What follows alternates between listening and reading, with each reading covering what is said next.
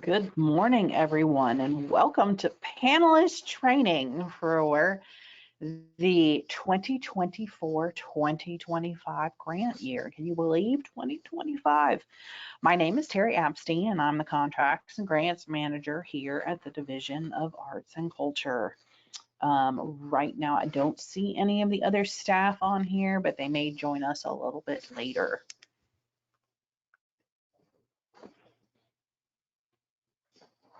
For this presentation, we have all attendees muted and video is disabled. If you want to ask a question during the presentation, I'm going to try and monitor the question box as I'm presenting, but questions may need to wait until the end since I currently don't have anyone else monitoring.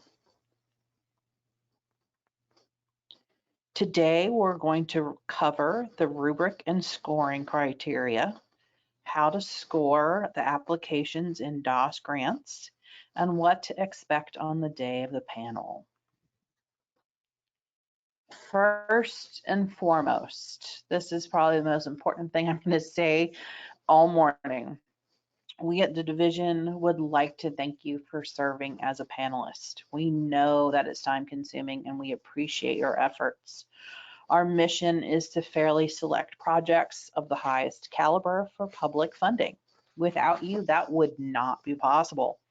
Your expertise, your wide variety of experience, and your time spent scoring hundreds of applications ensures that our vetting process is one of thoroughness, transparency, and integrity. So thank you so very much again. Here is an overview of the application process. So as I'm sure most of you know, the applications were due June 21st. And now that all the applications have been turned in, our division staff are frantically reviewing applications for basic eligibility so they can get those applications to you, the panelists. Basic eligibility includes whether the application is in the right program, if the funding request is appropriate for their grant program and their budget, have the applicants met their match requirement, is everything in their proposal allowable, and have they submitted the required forms like the substitute W-9 and the 990. So these are not subjective comments, these are cut and dry. And because we check for basic eligibility, that part panelists don't need to worry about. After division review is over, panelist review begins. And you as a panelist are going to evaluate applications subjectively against the rubric. You can complete scoring on your own schedule, but we ask that you have your scores and comments submitted in the DOS grant system 1 week before the panel meeting.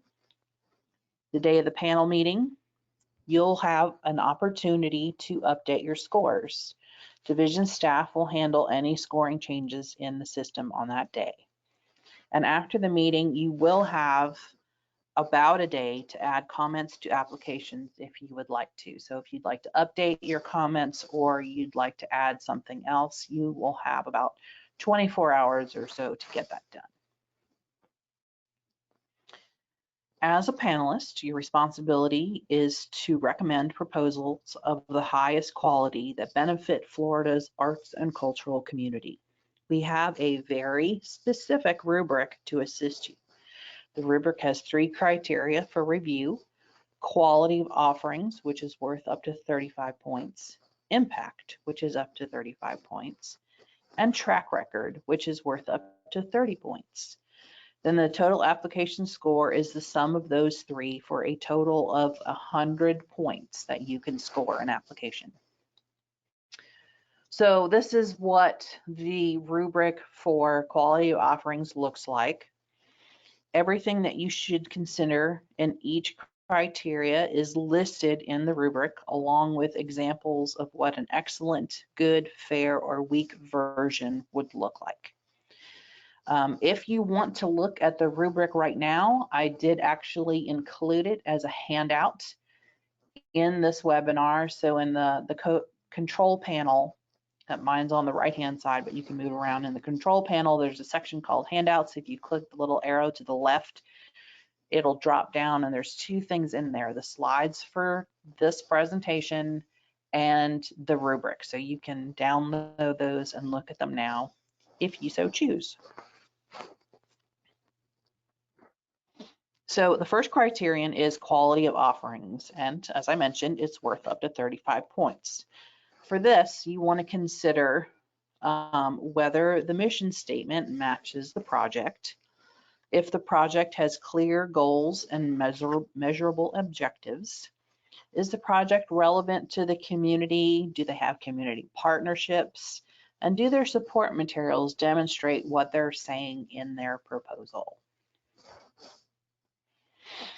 The second criterion is impact, and you are asked to consider if this is a vital service to the community, if there is an economic impact to these programs, and if so, what that is. Are the programs achievable? Is it something that the organization would be able to actually do? Is there an educational element? That is not necessarily required, but of course it's preferred. And you will also look at the marketing. Are the programs effectively marketed? And does the applicant comply with Americans with Disabilities Act? Do they consistently evaluate their own accessibility policies and practices? The third and final criterion is track record for a score of up to 30 points. And you will consider things like, is this organization financially stable? Are you confident in the organization's ability to carry out the project? Does the applicant continually evaluate their programming and their organization as a whole? Or do they have reporting or compliance issues?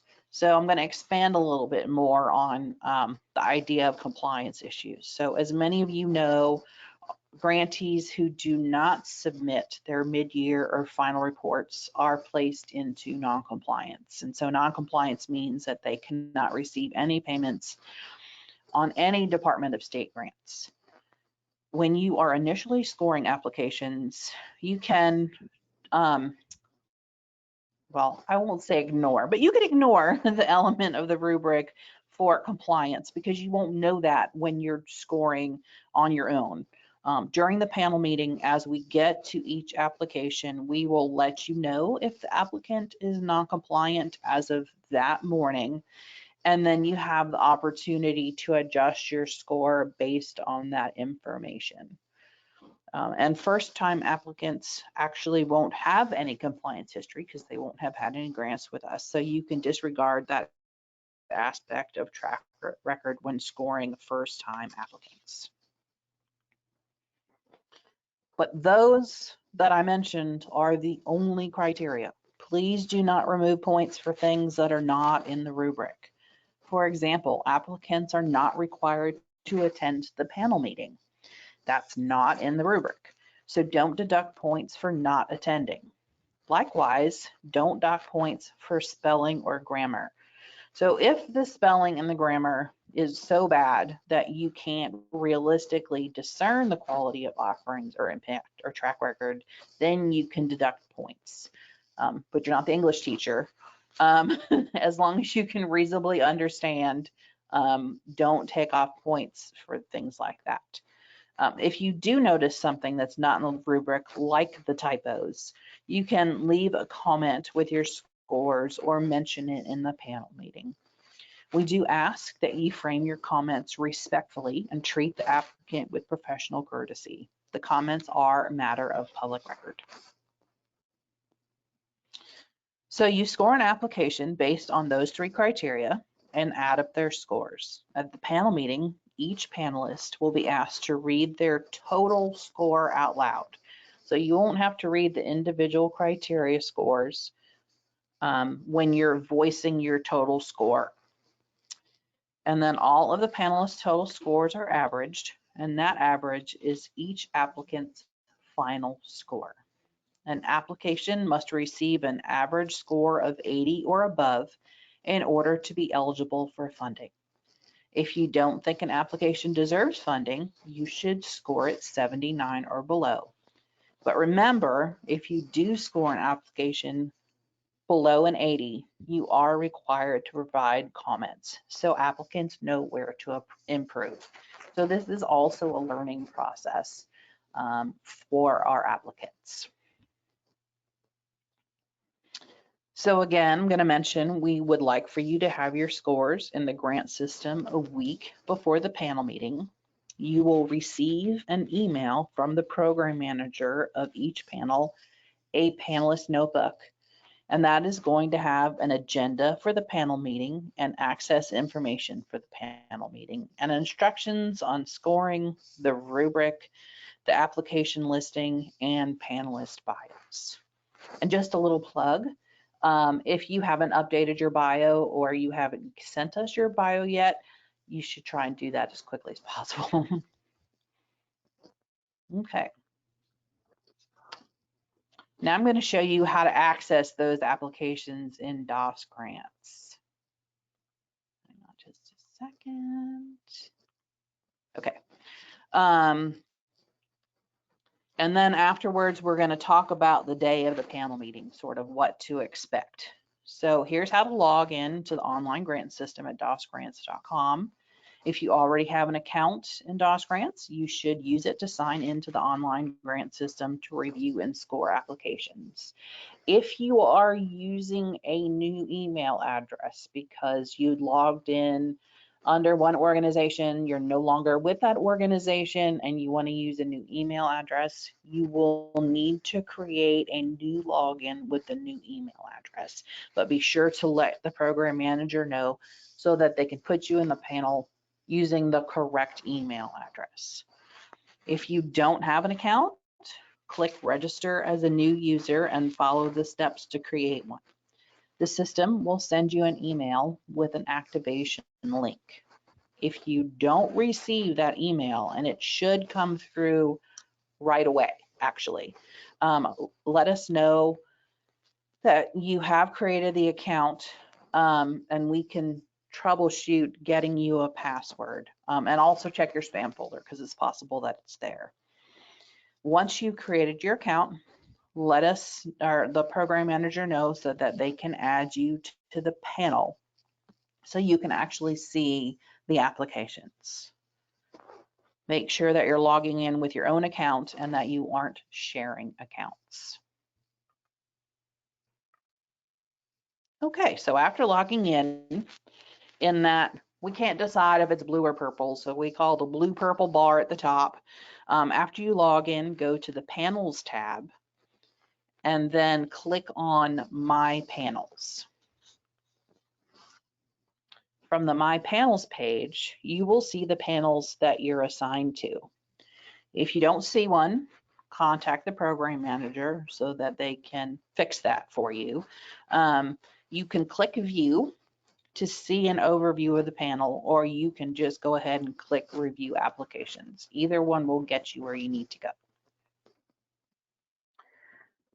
So this is from last year's panels for Museum Level 1 and SCP. This is what you're going to see if you click on View. So you're going to see a list of panelists and their bios. And in the center, you can see the list of applications assigned to the panel. And the review order number will be there. You can see they're numbered 1 through 8 on this slide. You will also have a list in your panelist notebook that has the review order as well as the score grid, which is organized in review order. And then you can click on Applications Review to actually get to where you need to go to review the applications. So this page is going to show you all of the applications that you'll need to review. And if you look over on the right-hand side, you'll see one says progress, one says new, the third one says new. So we can go in and we can look and see how you're faring with your scoring. We know if you haven't had a chance to actually go into it yet because we can see the applications that you've started going over. So you're going to click on Review Application to select a specific one. There's also a field to filter. For example, if you want to only see the new applications or the applications that you've already reviewed, or you could search for a specific organization. And then there's also the option to export your scores and comments. You'll want to make sure that they are in the order in which the panel will be reviewed. So if you export the Excel spreadsheet and you manipulate the data so that it's in a different order, you're going to want to make sure you put it back so you can follow along during the panel meeting. The PDF does actually show up in review order number. Okay, so this is what the application is going to look like. On the left is where you're going to input your scores for each criteria and make comments. On the right is the application itself. And these two are kind of windows within windows that each have their own separate scroll bars. So you're gonna have to make sure that your cursor or your mouse is over the application or over the review form if you want to scroll down those two different sides. There's also an option to print the application if you'd like to physically print it or print it as a PDF. You'll want to type your numeric scores here on the left. Remember, the maximum score for quality of offerings is 35 points. Impact is 35 points. And track record is 30. And please be sure to use whole numbers only, no decimal points. If you cannot score an application because you have a conflict of interest, don't enter any scores, and you will check that little box that says, I have a conflict of interest with this application. So many of our panelists, most of our panelists are also applicants, but no panelist should be serving on a panel that's scoring their own application. So if you find that you are in a panel that includes your application, be sure to tell your program manager right away so we can switch you around. But other than that, when you're considering conflict of interest, you will ask yourself, will I or my organization financially benefit from this application being funded? If that answer is yes, then there is a conflict of interest. So being a relative, employee, or board member of an applicant would also constitute a conflict of interest. And we do have a conflict of interest form that you would need to fill out and email to us if you are checking that box to say you have a conflict of interest with an application. I also want to point out the attachments and support materials section. These are at the very bottom of the application. And all applications should have at least one support material. So this is something division staff checks for during basic eligibility review. To open an attachment, you're going to click on the view file link and it will open up in a new tab. Some documents, and depending upon how you have the settings in your browser, will just download automatically.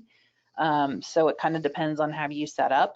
But PDFs typically will open in the browser. Word documents may download. Probably image files will download. That's how mine is set up. But again, it does depend how your browser is set. Many organizations opt to upload like a PDF or a Word document with external links to pictures and videos and other media. But they can also upload audio and video files directly into the grant system. So those files will stream and play directly in the browser. You do not need to download them. Okay, so going back to our review, there's a save button if you need to step away from the application. But if you're finished scoring, you're going to check the certification box and then you will click submit.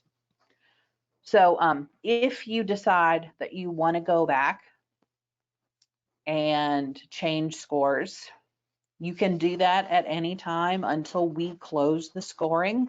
Just make sure that you have that box checked and you resubmit your score once you updated it. Okay, so now we're going to get ready for the panel meeting. Please remember that your preliminary scores are due 7 days before the panel meeting. We urge you to begin your reviews as early as possible after we release the applications to you, so you have plenty of time to review each application. As you are scoring, make notes of any questions you may have for applicants and keep those notes handy so you can access them during the panel meeting. Likewise, have your scores and comments printed and available for the meeting. So I'm going to say that again because that's kind of important. Print your scores and comments and have the printouts with you during the meeting. So if you are in the system while we're doing scoring during panels, trying to access your scores and comments, it kind of bogs down the system a little bit. And it will keep things moving along if you have them printed and ready to go. And of course, computers can always fail, so you'll have that as a backup if needed. Be prepared to make oral and written comments, especially if your score is 79 or below. Applicants will find this information helpful for the future. Consider that your written and oral comments should reflect and support the scores you give. For example, your comments on a low-scoring application should only include constructive criticism and not just praise. Conversely, if your comments on an application exclusively point out errors and problems, a high score might not be the most appropriate for this application. Lastly, you should know that these are advertised public meetings and are usually attended by all or most of the applicants. There may also be members of the public and others who are listening in during the meeting. So the panel will convene via GoToMeeting, and we will provide you a link to access the meeting in your materials, but it's also available on our calendar. And you can access our calendar by going to our website and clicking on News and Events menu tab and selecting Calendar. The meeting will follow a posted agenda, which will be part of your panelist notebook. A member of the Florida Council on Arts and Culture or a division staff member will chair each meeting. The chair will call the meeting to order, prompt panel members and staff to introduce themselves, and read the introduction to the meeting. Then preliminary application scoring begins. We will call the application number and organization name, and the chair will call on each panelist to voice their preliminary scores. Each applicant will have the opportunity to provide you an update to the application before you voice your preliminary score. For example, they may have worked on their accessibility worksheet after the application was submitted, and they want to let you know that they completed it.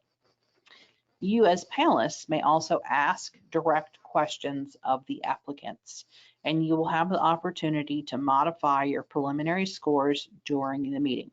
Also, if you are not asking a question, but you want to make a comment, you can make it clear that it's just a comment and that it does not require a response. And the chair will also help navigate that as well. If something appears to be just a comment, they may ask if it's just a comment, if if a response is not required from the applicant. After all preliminary scores are voiced, there is a time for public comments. The chair will moderate as needed. Remember that public comment time is intended for comments from the public only, so please don't respond to any questions or comments from the public. The chair will get things back on track should the need arise. After public comments, the scores will be read one more time, and you will have a final opportunity to adjust your scores if you wish to do so. Then you will vote to adopt all scores.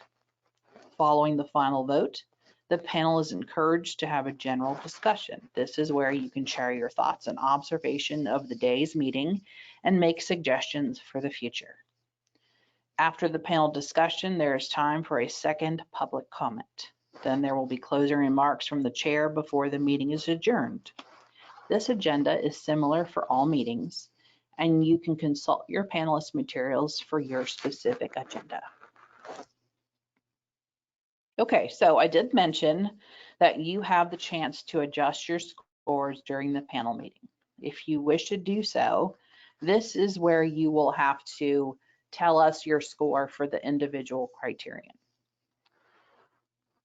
So you would do it, for example, by saying, I would like to change my track record score to 27, bringing my overall score to 85.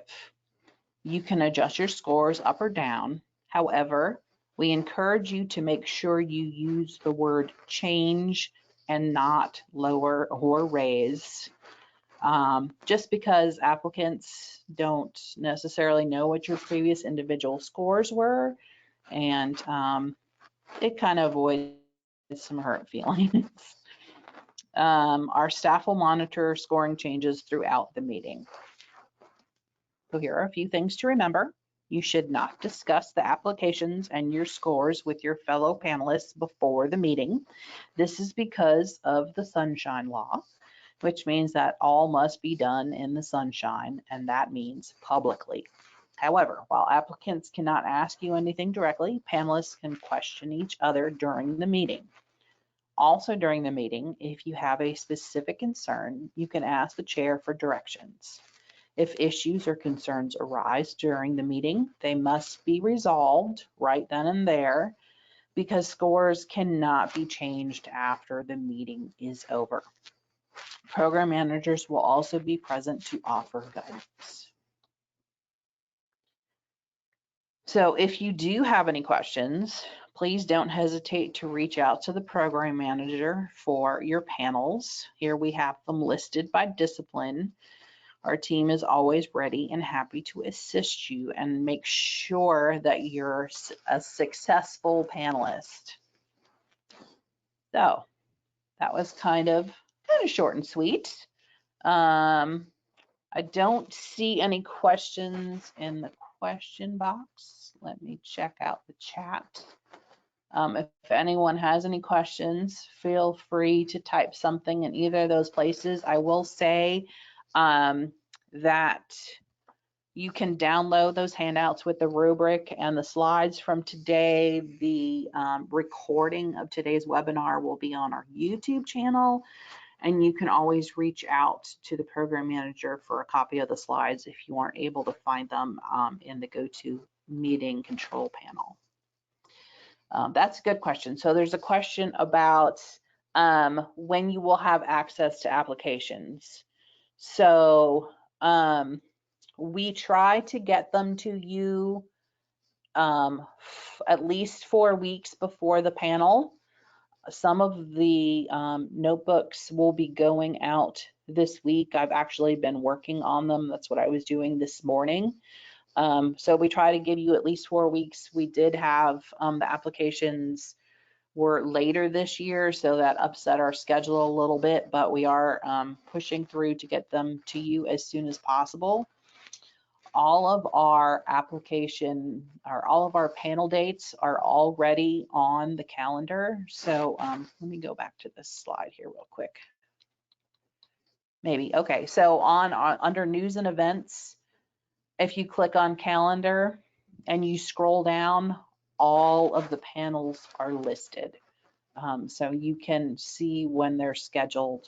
You'll want to check with your program manager. For example, museums has multiple levels, and then like level 3 has 3 different panel meetings because there are so many applicants. So you'll want to check with the program manager which one you're on, and they will tell you that information in the email with the panelist notebook. But if you need to know in advance, just shoot them an email and they can let you know what day your panel is on.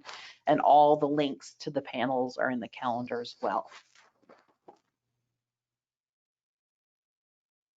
And notebooks, the notebooks will be PDFs. Sorry, we don't mail anything anymore, just about. You will get a PDF email and it will have the panelist notebook, a panel's handbook, which tells you about the programs, and then the score grid for the day. Now that may end up being updated closer to that date. For example, if a panelist isn't able to attend, we may need to give you a newer score grid, but you will get those 3 things in an email from the program manager.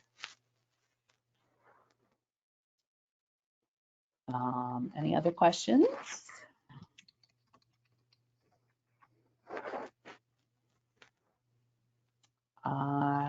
Let's see. How many grants do you score? So that depends from panel to panel. We tried to split them up evenly-ish, but I will say they can, depending upon the panel, for example, literature and traditional arts have like 7. Some of them have 40, and it's just because we kind of schedule the panel meetings before we know how many applications we have for each level, so it doesn't always break up very evenly. We try to keep it around 30 if we can.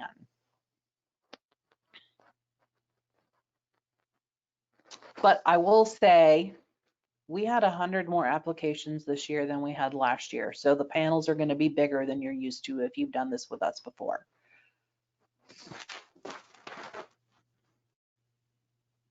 Okay, so there's a question on how changing the scores should be brought up in the review panel. Should we announce the total score change, or will that come from the panel lead? So I've chaired so many of these meetings. What will happen is we'll call see if there's an applicant on the line, if they have updates, and then we give the panelists an opportunity to ask questions or make comments, and then the chair will call the panelist to voice their score. So Bill, I'm going to use you as an example. I'm the chair and I say, Bill, your score please, and it's something that you want to change. You can say, I would like to change my quality of offerings to 34, and we will change it in the system, and we will verify with you that we have the correct total score. So that's typically how that works, and then we'll go on to the next panelist until everyone has voiced their score. Most chairs rotate, so it's not the same person going first every time. And then you do have a second opportunity to update your scores when we read the full list of scores after that first public comment. If there was a public comment that made you want to change your score, or you were just sort of reflecting while you were sitting there listening and you really want to change your score, we give you the opportunity to kind of interrupt us as we're reading that list, and we can go back and change scores then as well. Okay. Well, I don't see anything else. Do feel free to reach out to us. I'm going to go back to our contact page. We're going to do this again next week on the 11th at, I believe it's 2 o'clock. If you just want to sit in again, if something occurred to you and I don't know, you just want to hear how we kind of present it, we're happy to see you twice. And with that, I'm going to give you back the rest of your day. Thank you everyone for being panelists and for being here for the training session. Y'all have a great day.